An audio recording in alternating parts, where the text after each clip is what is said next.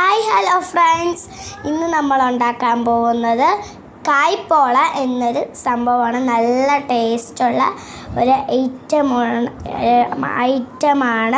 ഒരു മധുര പലഹാരമാണ്.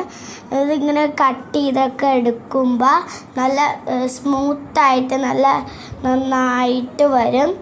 പിന്നെ ഇന്ന് ഞാൻ പറയുന്നത് എന്താണെന്ന് വെച്ചാൽ, എൻ്റെ അമ്മയ്ക്ക് ത്രോട്ട് ഇൻഫെക്ഷൻ ആയതുകൊണ്ട് ഡോക്ടർ സൗണ്ട് റെസ്റ്റ് പറഞ്ഞിരിക്കുവാണ്. അതുകൊണ്ട് ഞാനാണ് ഇന്ന് പറയുന്നത്. ഇതുപോലെ നല്ല സ്മൂത്തായിട്ട് വന്ന് നല്ല ടേസ്റ്റൊക്കെ ഉണ്ടായിരുന്നു. എല്ലാവരും വീഡിയോ സ്കിപ്പ് ചെയ്യാതെ കാണണം. ഉണ്ടാക്കുന്നത് എങ്ങനെയാണെന്ന് നമുക്കിപ്പോൾ കാണുന്നത്.